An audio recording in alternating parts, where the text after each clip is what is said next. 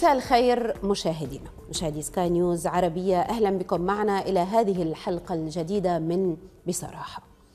الأمم المتحدة يفترض بها أن تكون الحكم والهيئة التي تنفذ العدل والسلام بين الشعوب والدول. تأسست عام 1945 وأصبحت تضم 193 دول متناقضة في مصالحها وسياساتها في أغلب الأحيان.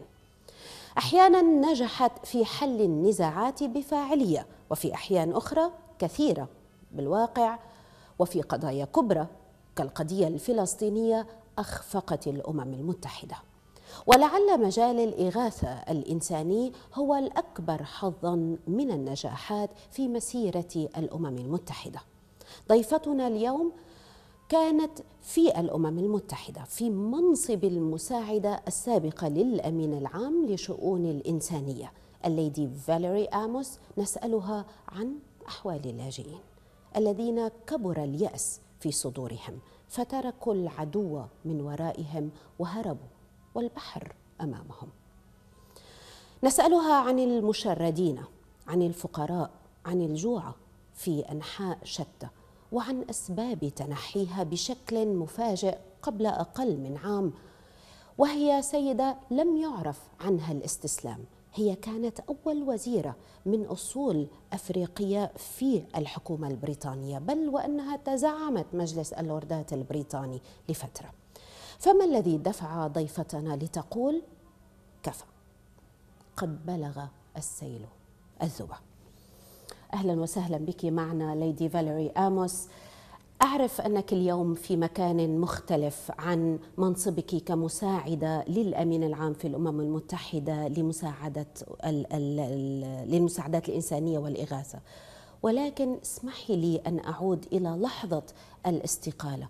ما الذي دفعك للاستقالة؟ الاستقالة كانت مفاجئة. عندما كنت تتحدثين عن اللاجئين السوريين كنا كلنا نفهم ونشعر بحرقة. استقلتي لماذا؟ هل هو استسلام؟ هل هو نوع من تمرد أو تأنيب إذا أردت؟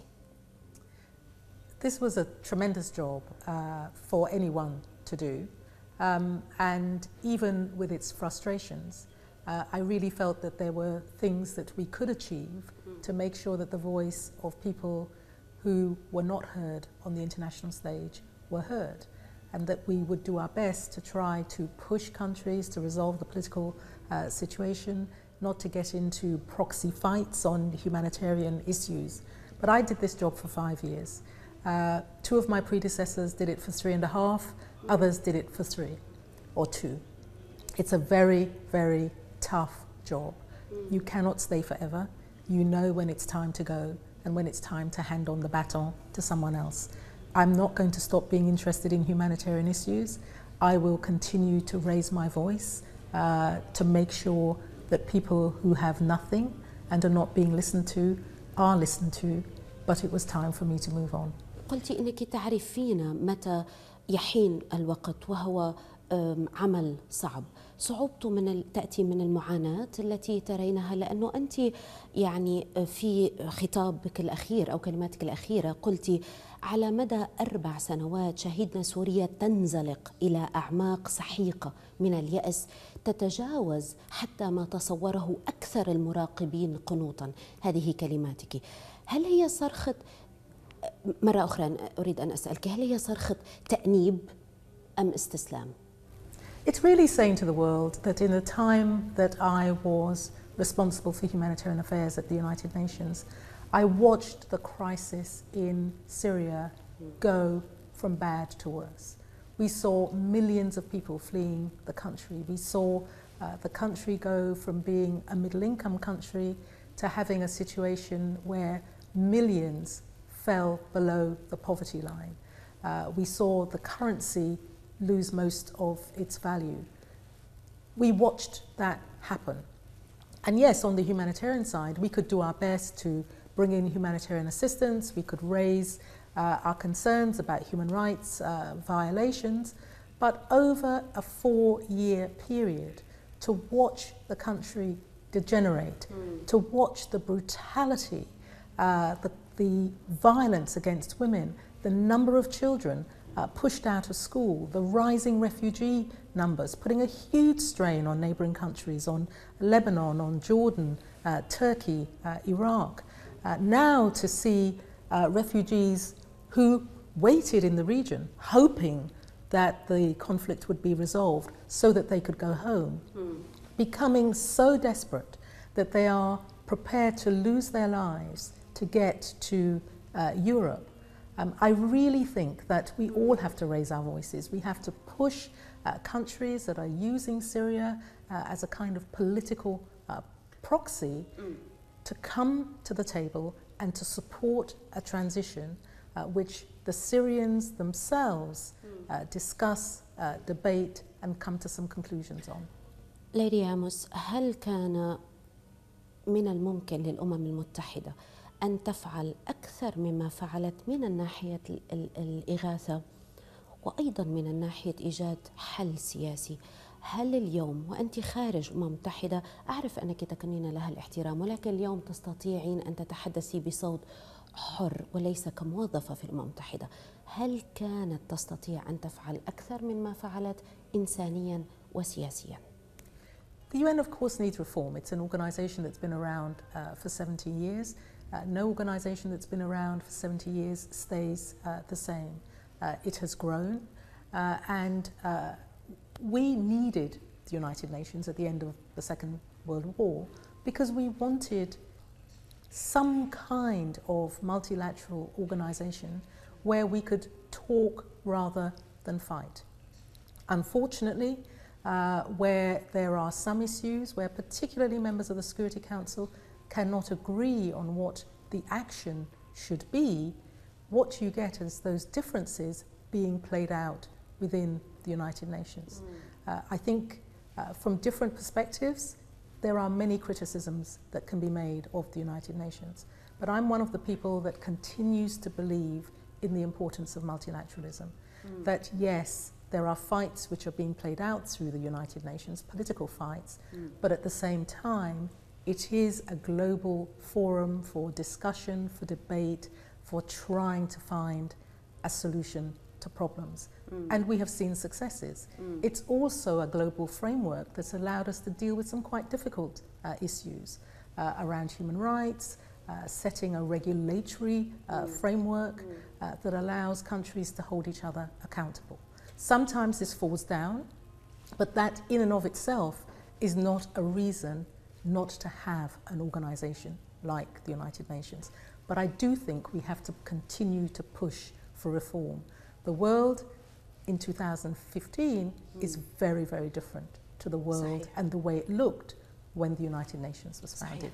سأتحدث عن الإصلاح لاحقا لأنه سؤال كبير. أصلا معظم اليوم مشاهدين برأيهم ماذا تبقى من مصداقية الأمم المتحدة، ولكن أريد أن أغتنم فرصة وجودك معنا لأسأل أكثر عن سوريا، لأفهم كيف رأيتم سوريا تتدهور خلال 4 سنوات وأكثر كما قلتِ. ماذا شاهدتِ؟ ماذا شاهدتم في الغوطة؟ ماذا شاهدتِ في اليرموك؟ ماذا شاهدتِ في الزيارات التي قمت بها إلى مخيمات؟ عندما كنت تذهبين ليدي آموس، سيدة مثلك بالتأكيد كانت تفكر هذا يمكن حله، ولكن أريد أن أعرف ماذا يأتي بعد اللكن. لماذا لم تحل؟ Well, let me start at the end. Why wasn't it solved? I think that it was not solved because there were deep political differences at the Security Council level, but also within the region about what needed to be done. Some countries took a position which was that President Assad needed to go before a political solution could be solved or forged. Others took the position that he needed to be part of that debate and discussion, and that was never resolved. And then over time, we saw the major security issues that have emerged as a result of the growing influence and power of ISIS. And one of the things that I feel very strongly is that there has never been a comprehensive approach to resolving the Syrian situation. in terms of Syria, the region, and wider global issues. Okay. It's a situation which requires a political solution. Of course. We need to make sure that the security issues and concerns are dealt with. There is a major developmental impact. There's a rights and governance impact as well. And of course, there's the longer term economic stability of Syria and the region. And at different points in the crisis, different elements of that have taken precedence, and the humanitarian issues have threaded through and got worse over time. We need to take a comprehensive approach to the Syria crisis. Focusing on one and then focusing on the other is never going to work. هل كان ممكن في لحظة من اللحظات خلال كل هذه الأزمة التي تطورت وتشعبت، هل كان ممكن تحييد المدنيين، تحييد ملف الإغاثة الإنسانية خارج الحل السياسي أو فصله بالنتيجة؟ وهل شعرت بأن الأطراف السياسية، خليني أبلش بالداخلية، بالفعل لم تعطي جهدا كفاية لموضوع الإغاثة والعزل الإنساني عن السياسي؟ On the humanitarian issues, we saw over time that there were various points at which there was huge interest, particularly when we were able to really draw attention to what was happening to children, to women, to families and communities, to the human dimension. But that wasn't always consistent because there were so many other crises in the world going on at the same time. And then countries also would come and take an interest depending on the particular impact that it had on their foreign policy and domestic priorities. So there's been a security prism through which much of this has been seen. But there has been consistent support for not just the United Nations humanitarian efforts, but the efforts of partner organizations, local organizations on the ground and others who are helping people. But the crisis has grown and grown. There are over 12 million people inside Syria who need help. In addition, the millions of people, the over 4 million people who have fled as refugees. So, and what I saw in those camps in Syria, in Lebanon, Jordan and elsewhere was a scale of misery and suffering that it was very, very difficult to comprehend. We talk in terms of millions, but we have to make sure that people understand this in terms of the personal impact on every child, every woman, every family, every community. The devastation is so huge. They're not only figures and numbers. يعني هم ليسوا أرقام، هم حكاية شخصية. It's hard for people to comprehend when we talk in these big figures and terms, and pushing the international community to find a political solution, whilst at the same time recognizing the importance of supporting humanitarian efforts, was very much at the forefront of what I and others were seeking to do, and particularly drawing attention to the numerous human rights violations which we were seeing taking place on a daily basis. Women cried. I sat in groups where women talked about what had happened to them, what had happened to their families, what had happened to their daughters. The fact that to keep their daughters safe, they had had to agree to them being married off early. I mean, this was absolutely devastating and difficult. I'm now back in the United Kingdom. I watch with horror the families that are trying to get to Europe. And the nature of the debate in the European Union, where as a continent, over many decades, we have welcomed in refugees because we have understood the human impact. And now we have become so internalized, it really worries me. نكمل هذا الحديث، ولكن لابد أن أقف مع لحظات ونعود. لحظات مشاهدينا، ابقوا معنا. But I made it very clear to the Syrian government, to members of the Security Council and everyone else, that it was not my job to speak up on behalf of any individual government. بس أنتوا رأيتوا الممارسات على الأرض. You saw the practices on the ground. On the humanitarian side, you cannot politicize humanitarianism.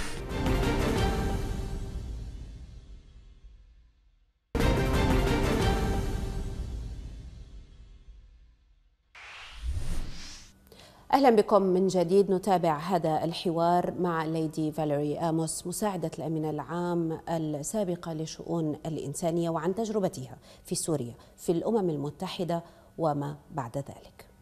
طالبت بمحاسبة مجرمي الحرب وبحظر الأسلحة إلى سوريا.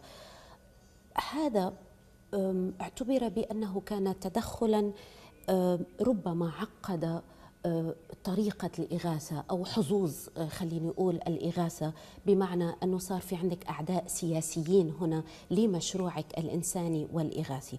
كم طرف وقف ضد آموس في هذه الفكرة، في محاسبة مجرمي الحرب وفي منع تصدير الأسلحة إلى سوريا؟ كم طرف وكيف بصير الديناميكية لمنع مثل هذا الطلب داخل الأمم المتحدة وربما داخل مجلس الأمن؟ Syria became a highly political conflict, and you could not look at the humanitarian issues separately from the political dynamic in Syria and the region. To understand what was going on the humanitarian side, you needed to understand the broader political environment. That is not to say that we were making any attempts on the humanitarian side to politicize what we were doing. You know, our job was to draw attention to the impact of the conflict on ordinary people and to make the case for all people, regardless of who they supported inside Syria, to be looked after. So, you know, my job was to be critical of all of those who tried to prevent that happening. And many people didn't like it. We have to accept that having the free flow of arms and weapons further contributes to conflict and a situation on the ground that has an added impact on families, on children. I mean, we saw children being recruited at a very young age to take part in armed conflict. My job and that of my colleagues in the United Nations was to talk about the impact of that.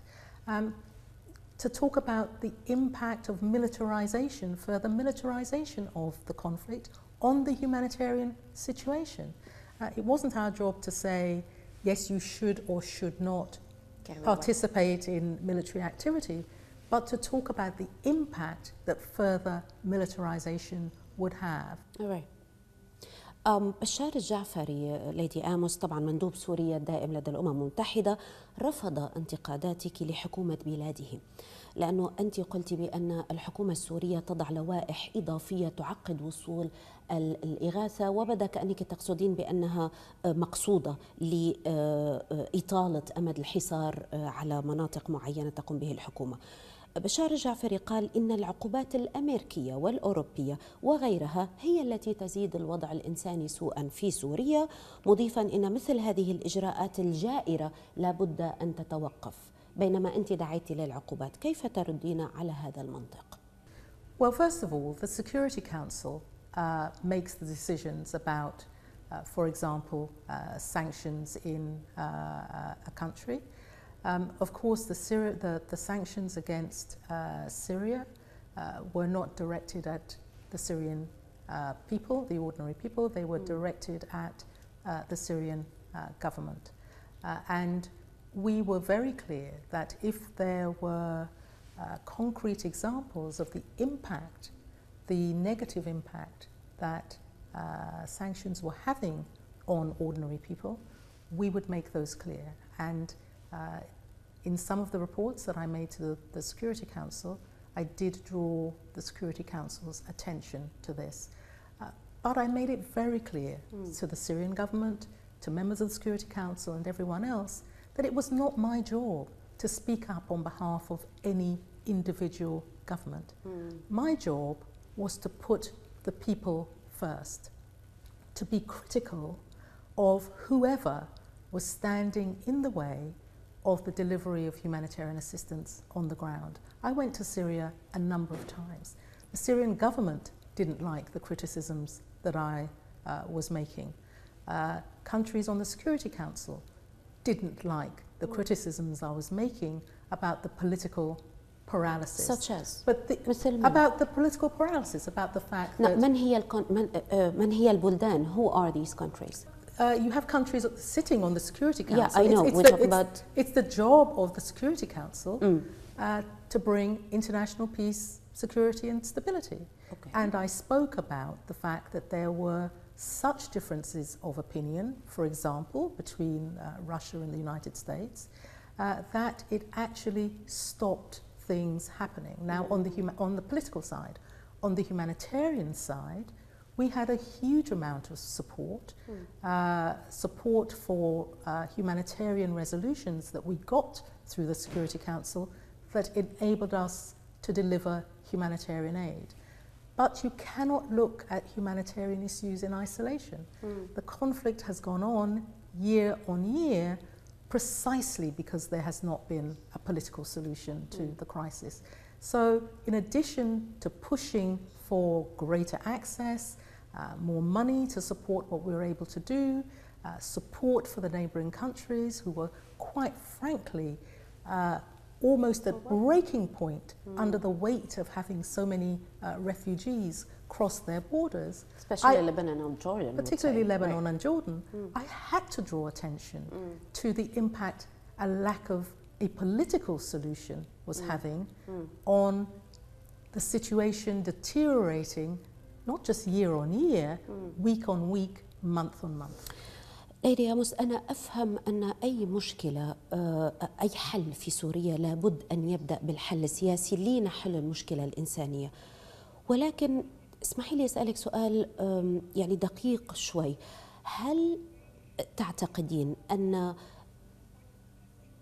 الحلول الإغاثية والإنسانية كانت رهينة الحلول السياسية، بمعنى أن الأطراف السياسية المتصارعة استعملت المدنيين، استعملت تجويعهم، استعملت حصارهم، استعملت خوفهم من أجل كسب مكاسب أو أوراق تفاوض سياسية؟ وهل هذا صحيح بالنسبة للأطراف الداخلية للمعارضة والنظام؟ من أكثر؟ هل هو صحيح بالنسبة للدول الإقليمية؟ من أكثر؟ وهل هو صحيح بالنسبة للدول العالمية يعني اليونايتد نيشن ورشا، روسيا والولايات المتحدة وغيرها؟ Well, what I saw on the ground in Syria, for example, was that I saw a government, but also extreme groups on the ground and also opposition groups actually using humanitarian aid as a weapon in the conflict. So you had a Syrian government, for example, that would not allow humanitarian workers to go to certain parts of the country because those areas were not under the control of the government. And when we finally got a Security Council resolution that allowed us to bring aid in across borders, across border crossings that were not controlled by the government were extremely hostile to that. We also saw some parts of the country where extreme groups actually circled areas which were government areas. I mean, there were far fewer numbers in those areas, but it still happened. Encircled those areas and didn't allow aid in because those areas were government controlled areas. And again, we had to be very, very strong about this. It's not about whether somebody is perceived as being on one side or the other. And let's remember, people flee to an area where they think they're going to be secure. They're not necessarily fleeing because because they belong in that area. So we had to continue to make this point over and over and over again. And I was very concerned that in the way that humanitarian issues were being discussed sometimes in bilateral conversations or in regional conversations, that political element did begin to creep in to the discussion, and we had to keep pushing back and saying, yes, we need a political solution, But on the humanitarian side, you cannot politicize humanitarian aid. أوكي، أنت زرتي أيضا أماكن المعارضة، نفهم اليوم مناطق النظام تحدثتي عليها، مناطق المتطرفين آيسيس وداعش بشكل أساسي وربما فرصة الأخرى. ماذا عن أماكن التي تواجدت فيها حكومة المعارضة؟ هل تستطيع اليوم آمس أن تقول للشعب السوري، على الأقل من يؤمن بفكرة المعارضة، بأن لديه حكومة معارضة، حكومة المعارضة المؤقتة يأمل بها، يمكن الاعتماد عليها؟ Our job is not to say to the people of Syria, you must have confidence in X, Y or Z group that claims to be in charge or to be a responsible government in some part of the country. صحيح، بس أنتم رأيتوا الممارسات على الأرض. You saw the practices on the ground. So the role of the United Nations, when I was there at the United Nations, and the role of the United Nations now is one, to make sure that there is a space to ensure that there is humanitarian aid delivery, but crucially, the United Nations humanitarian arm, the reason it was created was to make sure that those involved in humanitarian delivery could talk to anyone. So the fact that you are a government, that you are an opposition group on the ground makes no difference, because it's a key tenet of humanitarian principles that you can talk to anyone to facilitate the delivery of humanitarian aid. Okay. Now, this is very different to what might happen on the political side. I know it's hard to ask you to be judgmental. Where you may have sanctions, for example, against a political group. And this is a source of much tension on the political side of the United Nations, because very often countries will push that on the humanitarian side you don't have that contact. But you must have that contact, because ultimately the responsibility is about putting the people first. ليدي آموس، فاصل قصير، نذهب إلى هذا الإعلان ونعود إليك. فاصل مشاهدينا، بصراحة يكمل معكم. Looking at, are the differences between us on the Security Council, are they that large? How can we bridge those gaps? Iran, Saudi Arabia, Russia, the United States. Turkey had been able to really come together and work with the Syrians. My first visit to Damascus, I was told by the Syrian government that this was a conspiracy.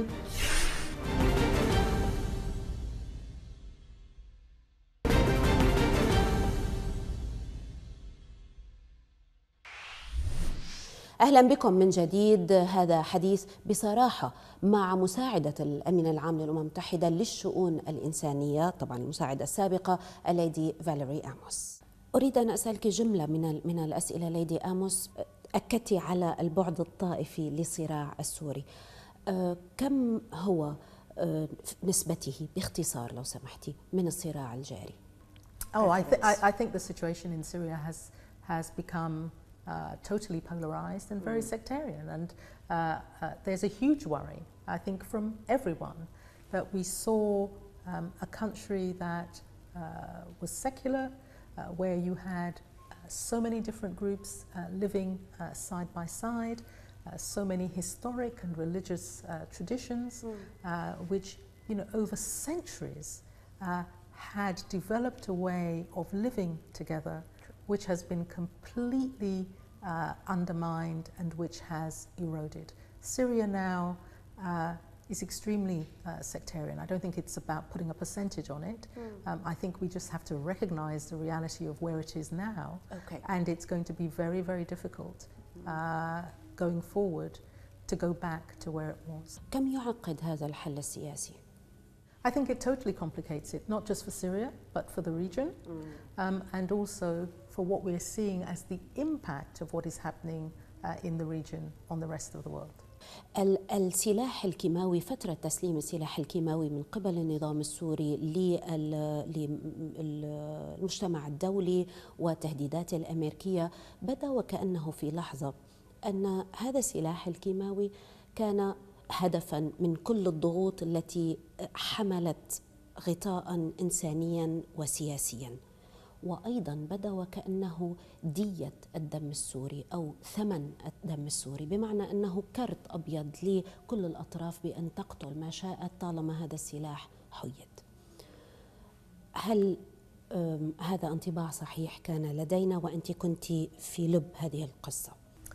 In terms of chemical weapons, I think there was a moment when the Security Council came together and really worked together in terms of how can we ensure that this does not happen again, how can we dismantle chemical weapons inside Syria, and how can we ensure that people are safe going forward. And it happened very, very quickly. And I think it demonstrated the power that the Security Council has to do things when it works together. That's sad in a way. And one of the things that we, when I was there, brought to the attention of the Security Council at that time was, if you can do this on chemical weapons, why can't we do more on the humanitarian front? And it did give us a platform to enable more movement on humanitarian issues, but it was still not possible to use it as a platform to get greater resolution on some of the political issues which are dominating and have dominated this crisis from the beginning. بنعم أم لا ليدي آموس، هل كان يمكن منع ما وصلت إليه سوريا بكل التدهور على كل الأصعدة؟ Well, it's always very difficult, I think, to do post hoc rationalization or justification. I do think that there were some moments in time when there could have been a different impact on the way that the conflict developed if action had been taken. So at the beginning, what you saw were a group of people as part of that whole movement called the Arab Spring, who were saying we want to see greater democracy in our country. And they looked to the international community for a degree of support when they came under attack from their own government. The international community took a long time to respond to their call, and the issue got worse and worse over time. Now, I think a question can be asked as to whether or not if there had been more discussion, more pressure put at that point, if that could have made a significant... Which means, was it on tension or not? It's another way of asking, like, did they meet... I mean, I think the thing about diplomacy is that, you know, it takes a long time, that sometimes the signals aren't read quickly enough, that there may be other priorities at that moment in time. Diplomacy is not an exact science, and that's why I say it's difficult to look back. That sometimes the positions that you take at the beginning, I think that the positions that some countries took at the beginning in relation to whether or not the president should go or not, perhaps change that dynamic. You know, looking at, you know, are the differences between us on the Security Council, you know, are they that large? How can we bridge those gaps? These might have made a difference at different moments in time. Okay. But I think the important thing to recognize is that we are where we are now, that we need an extraordinary amount of not just diplomatic activity, but we need a comprehensive plan, a plan which is supported by the majority of Syrians. I think we all accept that, you know, not every Syrian on the ground is going to accept it, in a much more complicated environment with ISIS having taken so much territory and having taken hold, that there are a whole range of issues that now need to be addressed. It's much more complex, much more complicated, but we cannot give up. You know, we cannot say to the people of Syria, that we are walking away from your crisis. And if you look at the impact that it's having on the region and globally, this is not open to us at all. So I have to be optimistic about the way forward. I have to be optimistic on behalf of the Syrian people. حتى أكون عادلة وموضوعية، الموضوع السوري ينظر إليه بوجهين، بأنه امتداد للربيع العربي. ناس خرجت للشارع تطالب بأبسط حقوق الديمقراطية والحرية، عُملت بعنف وتدهور الوضع. هيدا وجهة نظر أولى.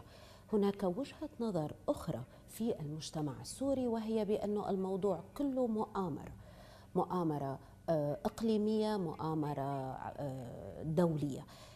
كيف تستطيعين اليوم أن تتحدثي لوجهتي النظر في الشعب السوري، لأنه إجماع الشعب السوري مهم لنجاح أي قضية؟ I think it's really important that we recognise that governments don't like being challenged. They don't like their power and their authority being challenged. And I've seen this with the Syrian government. From day one, from my first visit to Damascus, I was told by the Syrian government that this was a conspiracy, and this was all about, and I quote, armed groups and terrorists, end quote. That was not the situation on the ground at that time. I think you can ask yourself, was this a self-fulfilling prophecy? That's another way of putting it. That was what year? By the Syrian government. The What first year? time I went to Syria was 4 years ago. 2011. Yes, soon after the crisis erupted. At that time, I was trying to persuade the Syrian government that there was a humanitarian crisis on their hands. They finally agreed to doing an assessment.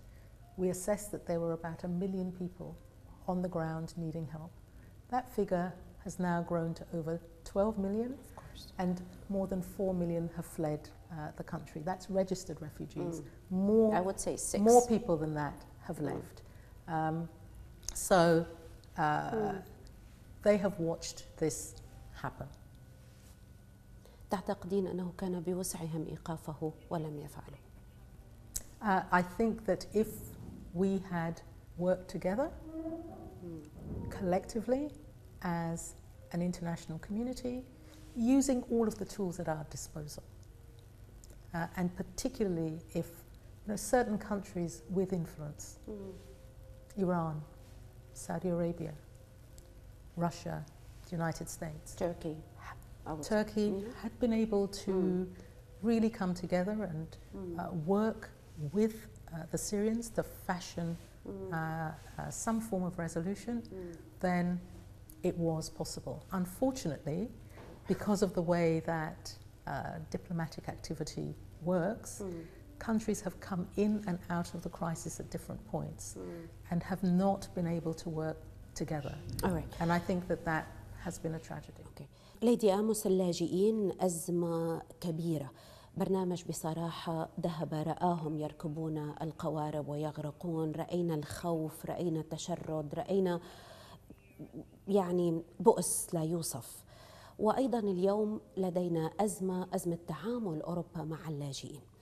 حتى أختصر الموضوع وقد أتينا على نهاية هذا اللقاء، هل تعتقدين أن هناك وسائل لمعالجة هذه الأزمة بطريقة أفضل؟ بمعنى مثلا وثائق سفر من الأمم المتحدة خاصة باللجوء، فتح السفارات للجوء الشرعي وغيره من الأساليب المعقولة، وأيضا تنمية بالمقابل في المناطق التي ليس فيها تحارب مباشر في سوريا.